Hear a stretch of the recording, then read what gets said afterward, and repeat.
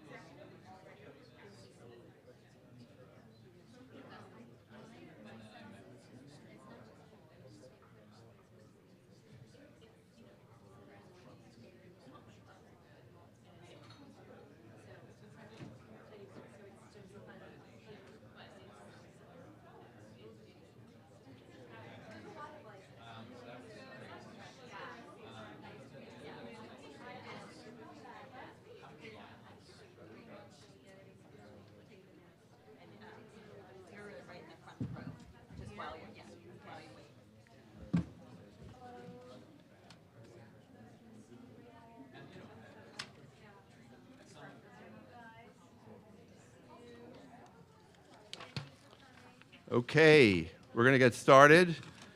Good morning, everybody, and welcome to everyone gathered here at the National Press Club, as well as those who are joining us online.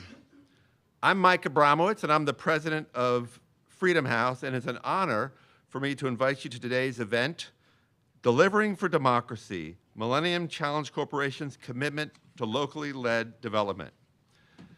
As we commemorate the 20th anniversary of MCC, I would like to take a moment to reflect just a little bit on the very important partnership between Freedom House and the MCC. When it was created 2 decades ago during the George W. Bush administration, the MCC was intended to be a different kind of aid organization, one focused on a smaller number of larger aid projects awarded to countries through a competitive process, and importantly, requiring that competing countries meet certain basic criteria. And today that includes democratic performance. And these criteria are drawn directly from, among other sources, the annual Freedom House survey, Freedom in the World, which assesses the level of political rights and civil liberties enjoyed by the citizens of every country and territory of the world. To be selected for an MCC grant, competing countries must show that they have met basic standards of economic freedom, investments in people, and just and democratic governance. And the democracy part is guided, at least in part, by our Freedom in the World indicators. Thus, our indicators have practical, real-world impact. As scholars at the Bush Institute in Dallas have concluded, the desire to, quote, pass the MCC scorecard and receive the program's seal of approval has inspired country leaders in Africa and beyond to adopt policy reforms that they might not have otherwise pursued. And I hope we'll hear from our speaker about this later today. At Freedom House, we are incredibly proud of our partnership with the MCC and its innovative, data-driven approach to policymaking. The MCC effect underscores the enduring interplay between democracy and economic growth and stability, and the importance of this relationship amidst our current 18 years of declining global freedom as measured by Freedom in the World. The most recent edition of Freedom in the World, released just this past February, paints a picture of a world grappling with significant challenges to freedom and democracy. And among these are the spread of flawed elections, the escalation of armed conflicts in places like Gaza, Ukraine, and Sudan, and a noticeable decline in civil liberties and political rights. Today's discussions take place at a critical juncture for the advancement of both democratic governance and economic development. Why are democratic values so crucial to in the realm of development? The answer, while multifaceted, hinges on the undeniable link between sustainable economic growth and a governance framework that champions the rule of law, ensures equitable rights for all, and upholds transparency. The question is not just theoretical, but practical. True prosperity extends beyond economic metrics. It is a question of societal well-being. And economic progress is inextricably linked to strong democratic practice. This is a point we make repeatedly at Freedom House as we advocate in the halls of government, work with public sector partners such as MCC, and support human rights defenders and civil society advocates on the ground across the globe. So it's now my distinct pleasure to introduce today's keynote speaker, my friend Alice Albright, the CEO of the Millennium Challenge Corporation. Alice's stewardship of MCC exemplifies a leadership style that is both visionary and pragmatic, grounded in a steadfast commitment to joining democratic values with development objectives. And under her guidance, MCC has continued to model how strategic partnerships underpinned by shared values can yield transformative outcomes. The challenges before us are significant, but they are not insurmountable. Our collective expertise and dedication serve as a formidable arsenal in the effort to support global democracy and development in a way that directly strengthens people's freedom, prosperity, and security. So thank you all for your presence and participation today. I'm eager to hear from Alice, and afterwards I'm going to join her in a short conversation where we'll also answer some of your questions. And to that end, I have one bookkeeping piece, which is that we've solicited questions in advance online, but there's an index card on your chairs, and if you'd like to submit a question, please write it up on the card and hold it up after the speech, and the team from Freedom House will come and pick it up and bring it on stage. So with that, it is my pleasure to bring Alice Albright to the stage.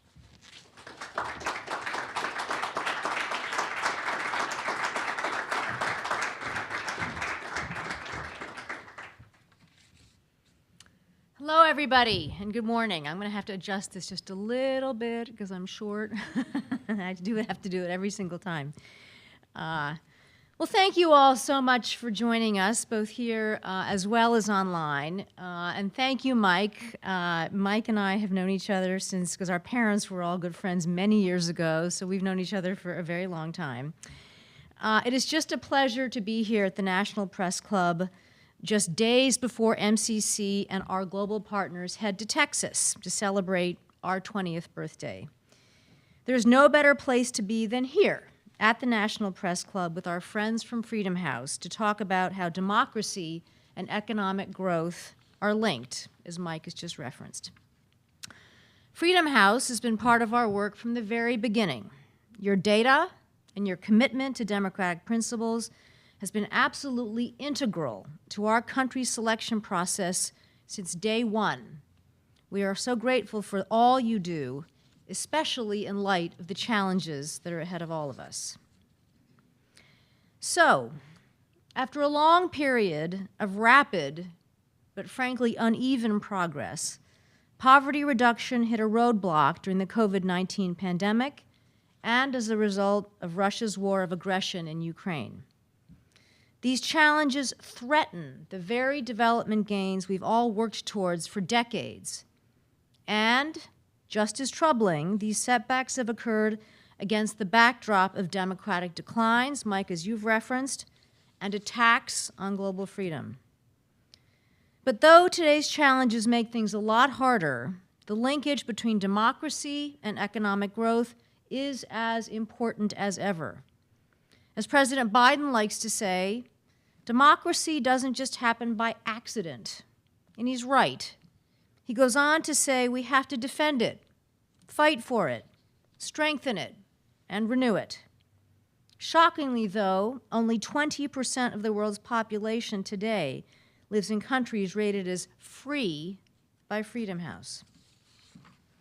At MCC, we see these linkages firsthand, and our mission is very clear: to reduce poverty through economic growth.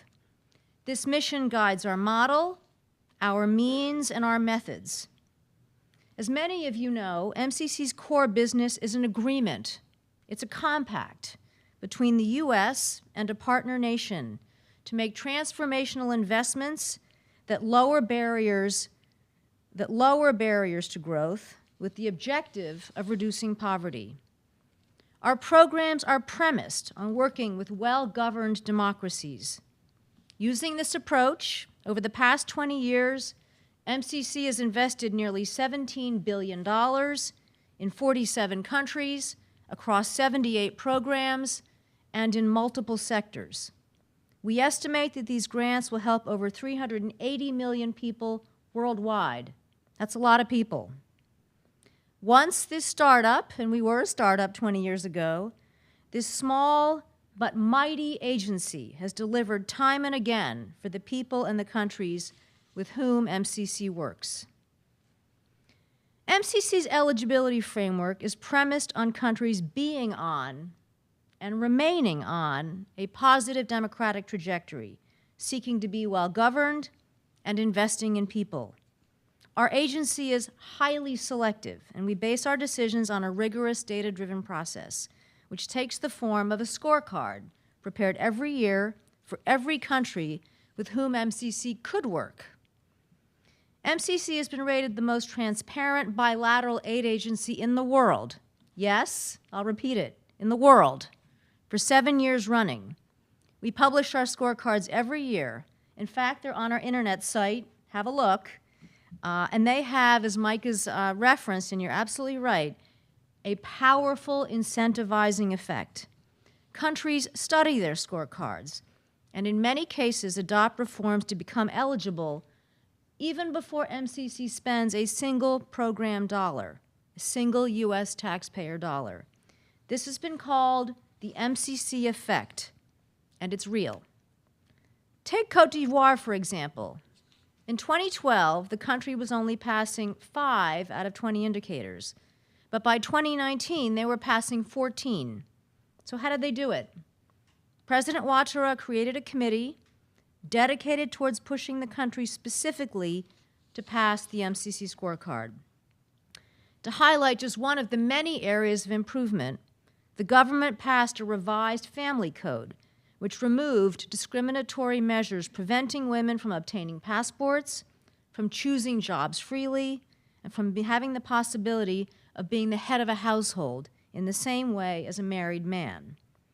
The changes not only moved the needle on what the MCC Gender in the Economy indicator measured, but also made a meaningful difference for Ivorians, and we are proud to be partnering with Côte d'Ivoire to this day. But Côte d'Ivoire is not alone in making strides to qualifying for MCC support. We've seen it in many other countries, in Liberia, in Kosovo, and in Sierra Leone, to name just a few. But just as we lean in to countries that are on the right trajectory, we're also not afraid to step back when things go the other way. An unfortunate example of this is Burkina Faso. MCC had signed a $450 million compact to transform Burkina Faso's energy sector. But when, in January 2022, there was a coup d'etat, MCC acted quickly to pause activities while all the facts unfolded. And when the country announced a 2-year timeline for a democratic transition in July 2022, our board of directors moved to terminate the program. The lesson is that our precious grant dollars should be reserved for those countries trying to do the right thing and ready to move ahead. It is this ability to make the difficult calls, both the good ones and the tough ones, that makes MCC a powerful part of the U.S. government's development toolbox. We often hear how important it is for democracies to deliver. But what does this mean in practice? And where does MCC fit in? We know that for democracies to overcome authoritarian pressures, election manipulation, armed conflict, or mis- and disinformation, they must deliver results for their people. At MCC, we understand this intuitively. It's in our DNA, and our flexible grant funding allows governments to put their people first. For countries to deliver for their people, MCC must also deliver.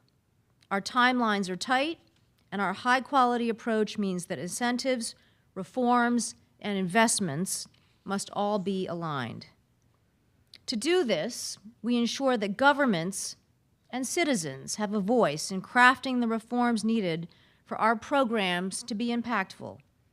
These include things like labor rights, inheritance laws, occupational health and safety standards, and improved revenue collection. What does this mean, though, in practice? It means governments make choices to invest in things that give their people an opportunity to thrive. It means giving them a voice, and it means giving them a vote. Let me share a few examples with you. In the Philippines, as part of our $434 million compact, which ended in 2016, we asked communities what they wanted to invest in. Across the country, they made choices that would advance prosperity for their people. In January, not too long ago, I was fortunate enough to visit one of the schools supported by this locally led approach. It was a school that, because of our funding, was able to have smaller classroom sizes and safer education environments. Engaging with the students that day said it all. When we put countries and communities in the driver's seat, remarkable things can happen. Another great example is Lesotho, who just last month successfully passed 3 laws which will protect women from violence, provide equal rights to inherit property, and improve working conditions for all Basotho. While these changes were conditions to our $300 million compact to proceed, it was the local leaders, chiefs, and civil society who said that these laws were critical for the program's benefits to be widely realized. Thanks to these changes, which have now been passed, female landowners have been empowered and agricultural workers have been protected as the country develops its important horticultural sector. In Georgia, our $140 million partnership focused on the education sector. Though the compact ended in 2019, the government of Georgia continues to build on the compact's sweeping policy reforms and infrastructure investments to deliver quality education so graduating students are poised to pursue employment and grow the economy. In Guatemala, MCC improved efficiency in customs and tax administration. The government took on this difficult reform, which led to reduced customs clearance times, to improved measures to detect corrupt actions, and to increased overall transparency. All told, this program left the country better able to secure resources that the government needed to meet the obligations that it had to the Guatemalan people. And because of these efforts, customs revenue increased by nearly 30% between January and October 2021, so over a short period, compared to the same period in 2019. These are examples of the MCC effect and MCC at its best. And I see these successes over and over again when I travel and visit our country partners. Let me return, though, to where I began and ask a question that's on our minds at MCC regularly. What breathes resilience into young or fragile democracies with limited resources and deep needs? Yes, it's providing grants at scale, but it is also a country's freedom to choose the areas to invest in and then having the responsibility of deploying those resources effectively. That is what is the heart of MCC's mission, helping lower-income democracies thrive and deliver for their people, but in a way that is locally led and rooted in country ownership. This is what we at MCC hold ourselves accountable for, and this is what distinguishes our way of doing business from others. Let me conclude with 3 final points. First, it is a great honor for us to work at MCC. We may not be the biggest development agency, but we have an outsized impact in the countries where we work, not only in terms of reducing poverty, but also in terms of building long-lasting relationships and doing our part to help the U.S. lead in key places and regions. We punch above our weight, and that's because of our hardworking team, many of you are back there and online, and also our country partners. But it's also because of friends like you all at Freedom House that fight for democracy at every turn. Second, MCC is very capable of adapting to the world ahead of us. And MCC is uniquely equipped to adjust, foster opportunity, and problem solve because of our strong foundation and our approach. Third, there is a lot of work ahead of us. MCC is seriously underutilized given our impact and our potential. We have a bipartisan bill in front of Congress right now that reforms our candidate pool in a way that would enable us to work with another 30 countries. Remember when I talked about the scorecard and the MCC effect? Well, simply, we can do more with more. More for people, more for prosperity, and more for democracy. So Michael, let me thank you again for inviting me. It's great to be here. Let me thank Freedom House for all the great work that you all do. It's wonderful to be here, and I look forward to answering everyone's questions. Thank you.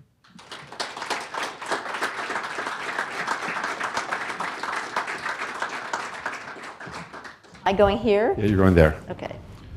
Okay. Well, this is a little deeper than I thought.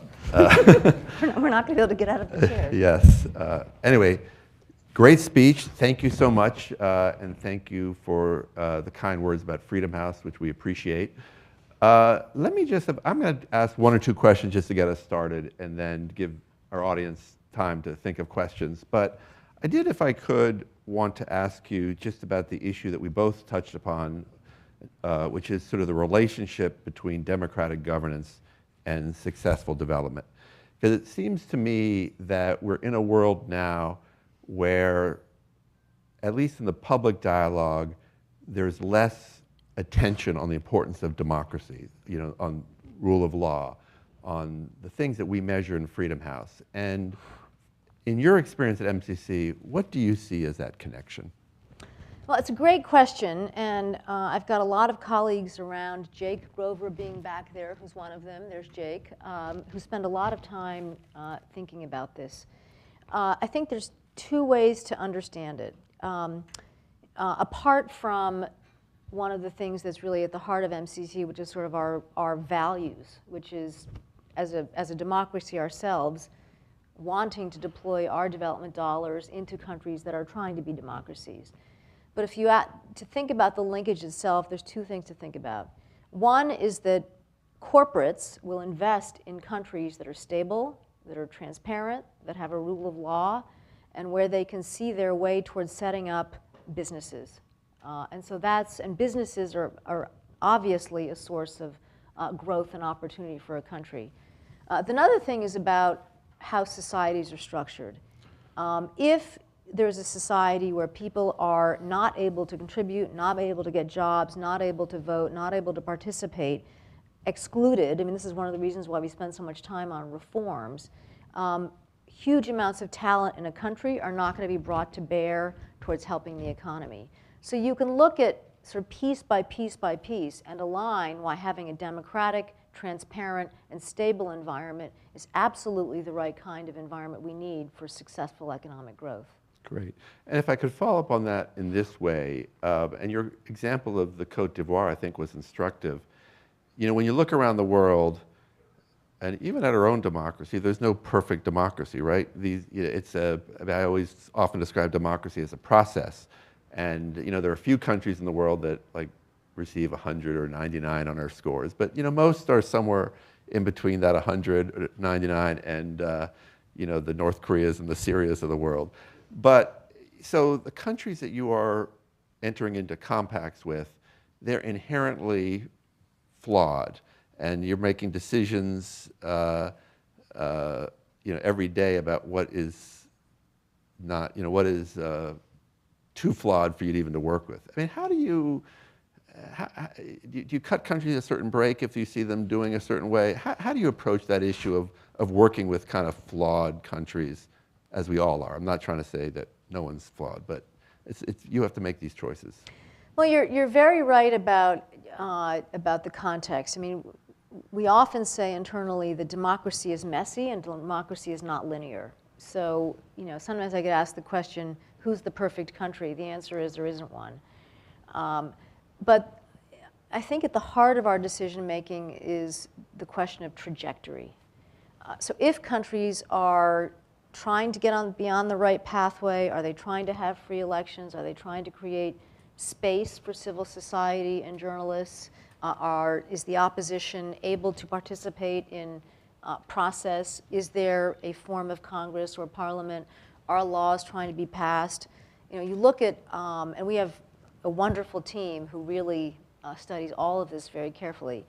We look at how all those factors come together to look at the question of trajectory. And if a country is on the right trajectory and moving in the right direction and trying to stay on the right trajectory, that makes a huge difference. Yeah.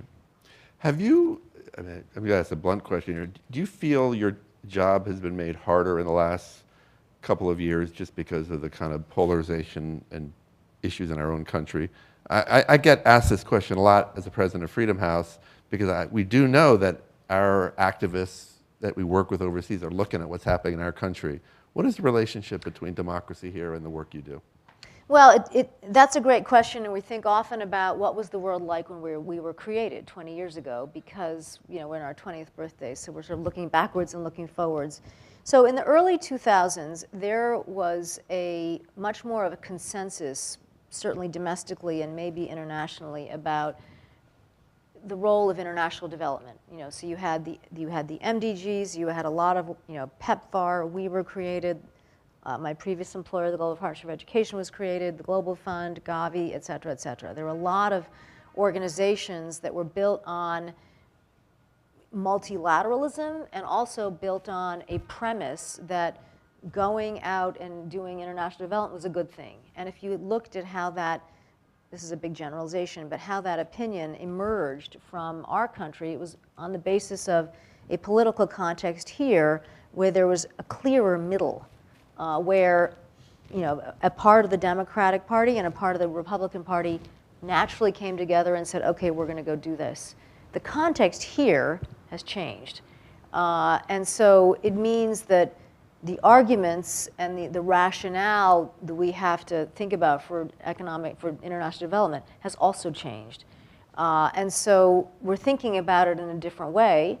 And also the geopolitical context has changed, because there's not a single conversation that happens about international development now where people are not talking about what is the US doing versus what is China doing.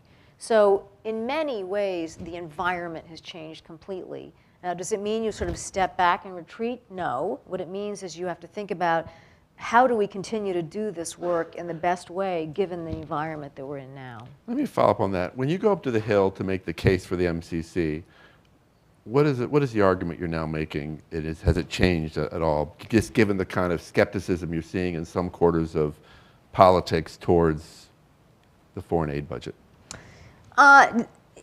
We continue to focus on how valuable our model is. We're very driven by accountability, by results, by transparency, and how that overall approach, working with democracies, putting countries in the driver's seat around the decisions are made, how important that is for our overall, for achieving our overall foreign policy goals. And we are able to make that argument pretty successfully, both in the House and the Senate, and with Democrats and Republicans. That's great.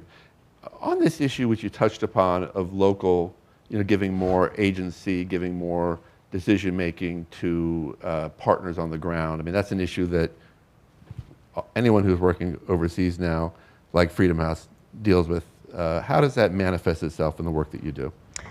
Well, we have a very specific approach to this, and it's something that has been a part of how MCC thinks and operates really from day one. So and our business model is a little different from other people's. So at the very beginning, once a country is selected, so this is sort of the front end, we do something with the country called a constraints to growth analysis, where it is what it sounds like, where the key challenges that a country is facing are identified. The country then gets to choose from kind of like a short list what sectors they want to work in. So it starts at the very beginning with the analysis. That is then followed by another analysis called a root cause analysis, again, which is done hand in hand with the country. Then, once we start implementation, we set up a dedicated entity in the country that is run by the country. The board is from representatives from the country, and they are then responsible for implementation. So it's everything from the beginning analytical process to how we do implementation that vests a lot of responsibility with the country. So right now, in the development environment here, we're talking a lot about localization. This is our version of localization, and we have seen it be successful over and over and over again. Great. Are we getting any questions, by the way? Because I've got to keep going, but you might bring them up here in a second. But let me just, I noticed you're speaking next month at the Bush Institute. And it's interesting to me that there are really two issues that are really important legacies for the Bush administration, the MCC and PEPFAR. And I think about this a lot because I covered President Bush in a previous life when I was a reporter. Tell us a little bit about his passion for this issue. It's kind of interesting, I think, and it's not one that is widely known among the general public.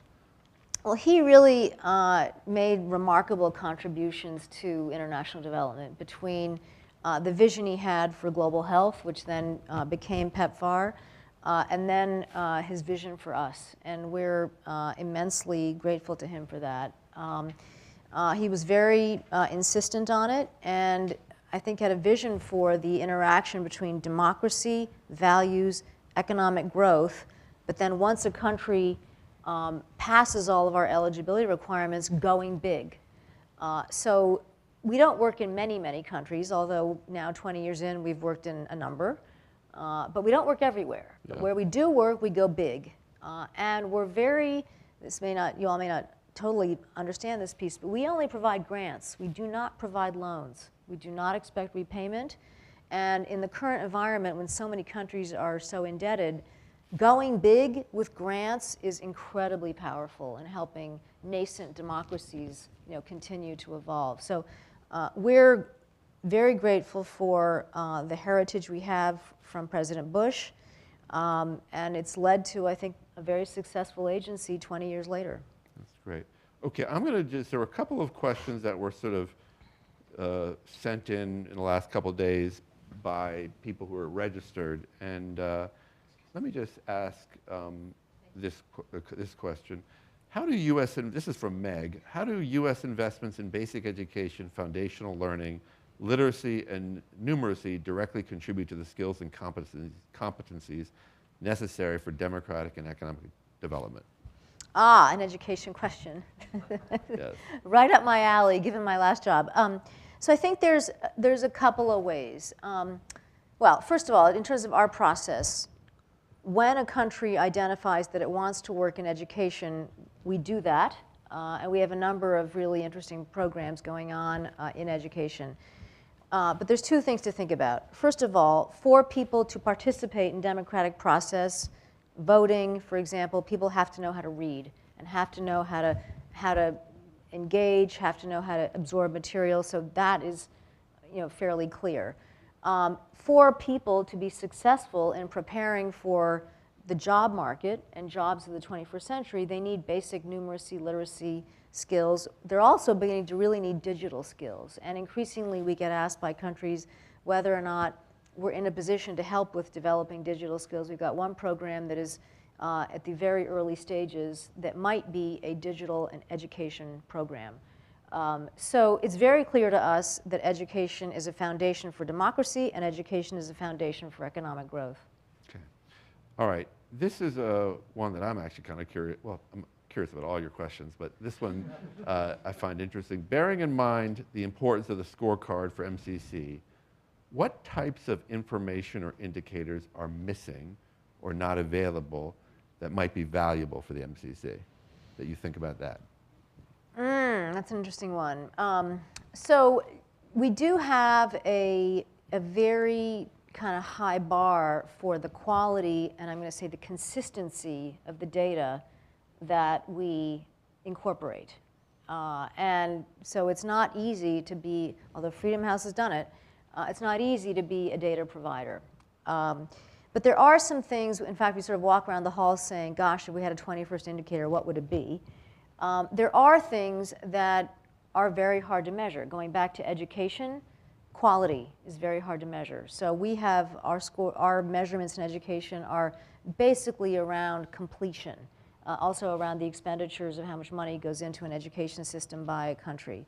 One of the things that we've had to do some replacement work around is when the World Bank's doing business score, when that report was discontinued, we had to regroup around that.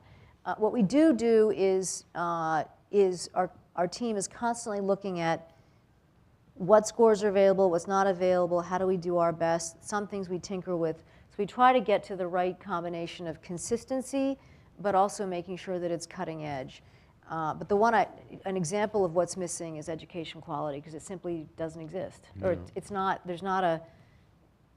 it exists in different ways in different places, but there's not sort of a consistent way of measuring it that's sort of accepted worldwide.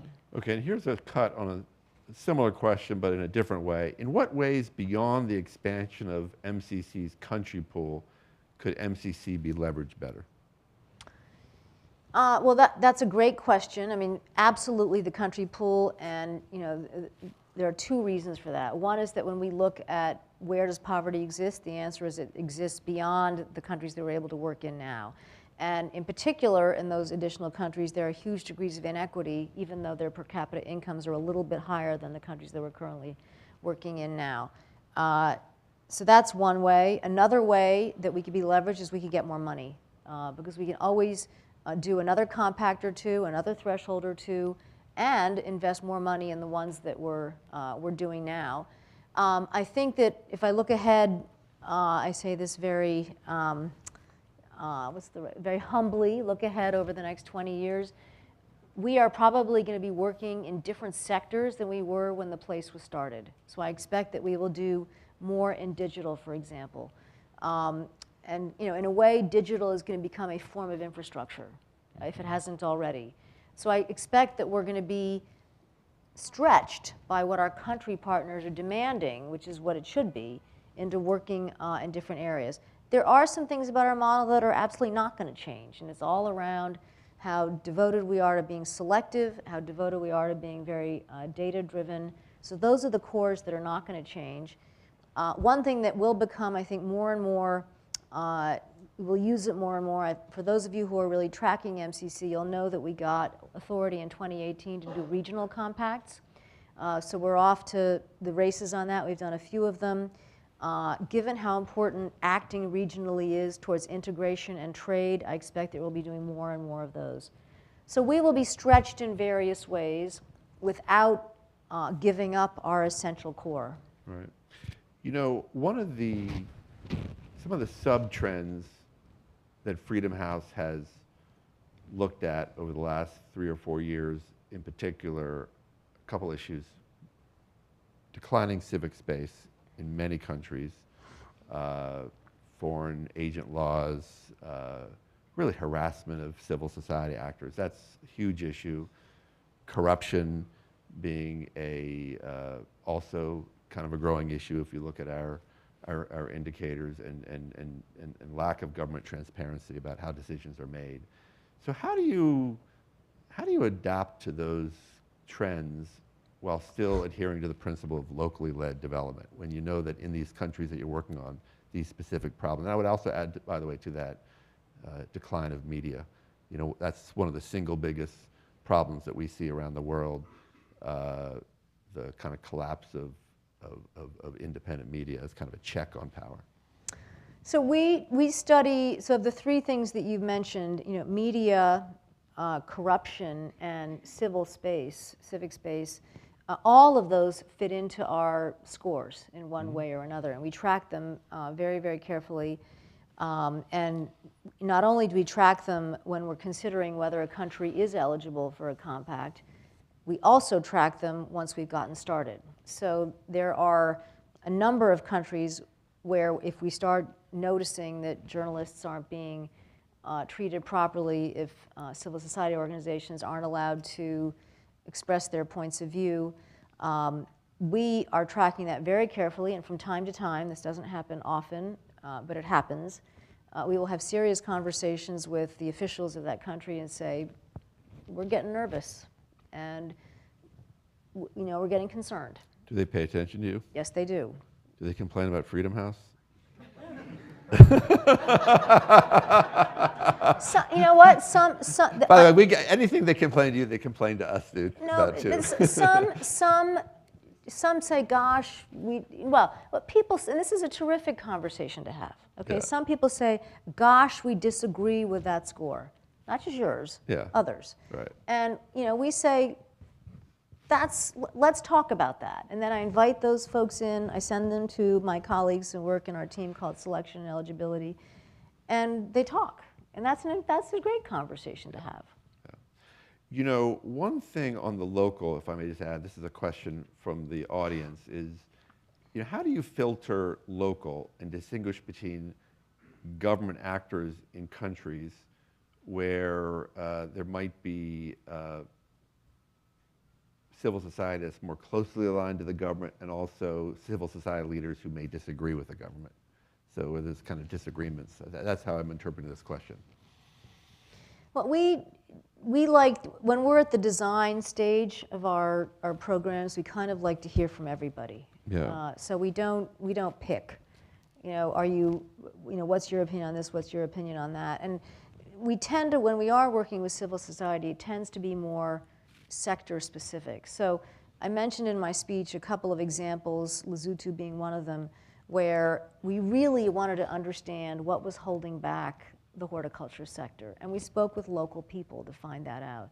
So our engagement locally is probably more sector specific rather than what you're talking about, which is sort of pro or con. Yeah. Now, one interesting example that may depart from that a little bit is in Nepal. We've just entered into a significant energy investment in Nepal, which we're very excited about. But we had about 5 years of time where there was a lot of debate and dialogue internally about getting it approved in the parliamentary environment there. So there was a lot of pro-con there. But we finally got there, and we're very happy about that. Well, this actually leads to another question that was submitted by one of the registrants here, which is from Trish, and how can the design phase better contribute to locally led development? And what's already well, the going well? Design phase is pretty. Well, let me divide design and implementation. Okay, I'll slightly simplify it. In the design phase, we spend a lot of time talking to local folks about what are the main problems, and within those sectors, what are the things that are really holding things back. In fact, when I travel, regardless of what stage, I'm always asking questions about what's going on, are there laws, what's going on, who's participating. So that happens a lot during the design phase. Once we set up the entity that we work with in the country, and that's staffed by locals, and also the boards are also staffed by a variety of experts locally. They're in charge of implementation, so it becomes very locally driven, and then we work very closely with that entity. And I often say that the secret sauce to MCC generally is the relationship between the folks that we have in Washington and these MCAs. And I have visited with now a number of MCAs globally, and boy, are they an impressive bunch. Right. One issue that we talked about a little bit, China. Right. I want to talk about your perspective. I mean, one of the notable larger trends in the world is China really exercising much more influence around the world on a whole host of issues. At Freedom House, we see it in terms of trying to undermine democratic norms in certain multilateral institutions, but I'm guessing you see this on the ground too in places like Africa, Yeah. Latin America, Asia, where China is being very aggressive in wooing other countries. I just would be curious what you see happening from what you and your team are seeing from China, and does it concern you? So I'd say probably one of the biggest, if not the biggest change in the development world from now going, compared to, 20, 30 years ago is exactly what you've said. So we have to realize that countries have options. Countries have gotten very indebted. Countries have options for not only who they obtain financing from, but also who they work with. And so it means that we as the United States, working through the different development tools that we have, need to be sharper and sharper about what we offer. And for us at MCC, we offer grants.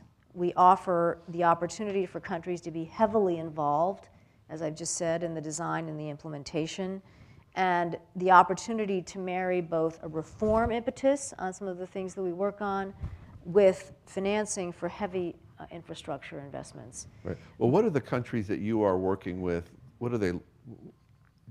Do they come to you and say, "Hey, China's offering us this, and we don't want to deal with these pesky governance indicators"? It's not often that transactional. Mm-hmm. It's a little bit deeper in the context, but it's very clear, particularly on the infrastructure side. So it requires us to be sharper, but also be very clear about our value proposition and very clear about how much we are eager to put countries in the driver's seat around the decisions that they make. And is that the value proposition when you say like, you are going to have a big say in how I'd say these if I were summarizing it, there's three of them. It's a grant. Yeah. That's a big one. Yeah.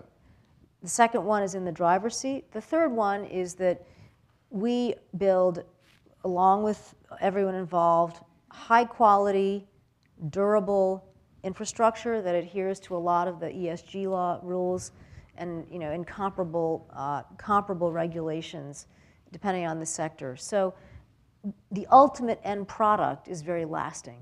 So that's the value proposition. Okay. All right, here's a couple other questions from the audience. This is from Amina Rogers. I hope I got the first name right. How does MCC reconcile the tension between sovereignty of recipient nations and the international community's interest in promoting democratic values, human rights through its initiatives? And what innovative approaches does MCC employ to navigate this delicate balance? So at the heart of our work, I think, is it's voluntary. So countries want to work with us, but they don't have to work with us. And if they start working with us, they know at the very beginning that it's on the basis of being a democracy and all the things that I've talked about. I think what may be a little bit at a more granular level might be at the heart of your question is how do we reconcile the world of the US government that has a lot of rules with wanting to be locally led. And this is something we're working on actually now very much in the agency, is how do we manage that tension. So we think it's very important to vest a lot of responsibility with the country from all the reasons that I've discussed. And we're doing that more and more and more, but we are operating within an overall framework of good rules, good regulations, good implementation, transparency, how do all the processes work? And those are not just US rules, those are do it well rules, and countries embrace that. Okay, here's a question from Tammy Palacios from the New Lines Institute. So given the decrease of foreign aid budget, what are the implications, and how dire is this in your view when it comes to democracy and development? Well, it's not going to be a surprise when I say the foreign aid budget ought to go up. People, surprise, surprise. People do make perhaps a bit of a mistake in thinking that the foreign aid budget is 25% or some big number of our overall US budget. I think the last time we looked, it may have been less than 1%. That's the entire 150 account. MCC is a teensy little fraction of that. So even if we were to double it, which would be great, it would not, there ought to be a way to accomplish that, because I think the US has an enormous amount to offer our country partners in their, and I'm just saying US like MCC, the US through all of its development tools, to help countries advance. Countries want US technology, they want the US way of doing things, they want the transparency, there's just a lot about how we operate that countries want in partnering with us. Right. So I do think the foreign aid budget ought to be increased. Even if it's not increased, we have to do the very best job we can to continue to sustain it, because I believe it's so important for our overall foreign policy interests. How much of your time do you spend up on the Hill making the case? A lot, and more and more and more. And just one other point on this. One fact that we should all keep in mind is that by 2050, 1 in 4 people in the world are going to be from the continent of Africa. And it's a country of enormous ingenuity, innovation, resources, energy, incredible culture. And so that is the world of our future, and we should figure out how to use every single tool that we can to work closely with the continent and everywhere else. But that's just a very important statistic. Okay, we have one final question on localization, which I think you've already touched upon, but if you want to say anything more, you mentioned MCC's approach to localization as a way you are supporting democracies to deliver. Is there anything more you're doing to advance localization that you didn't mention? No, I mean, I think that we have a pretty distinctive model to it, in that we only put 2, maybe 3 Washington people in each country when we're starting a project. That's sort of rare. So we don't have a huge Washington outward presence. We travel an awful lot, but we only put just a very small handful of people, and then we work with the MCAs who have 40, 50, 60 people who are experts in implementing projects and knowing the local environment. And so it's a pretty distinctive way of working. We don't get it right all the time, but we get it right most of the time. And when you actually look, the other thing I forgot to mention is that once we start implementing, things have to be done in 5 years. That's the legislation that we're subject to for our compacts. And that becomes a great focusing factor for everybody. In Washington, oops, that was bad. I just totally jammed the mic. And our folks that we work with in the countries. And so it's just a great success story in terms of how we operate. So we're doing well on our version of localization. Okay. I think we've exhausted our audience questions. I want to give you one final shot. Is there anything you want to say that you haven't had a chance to say, or any issues we haven't talked about? No, I mean, I think that, first of all, I want to thank Freedom House for being such a great partner of ours. This is a moment, if you look at, some of the trend lines that you've mentioned, some of the environment around the foreign aid budget, there's a lot of questioning going on right now.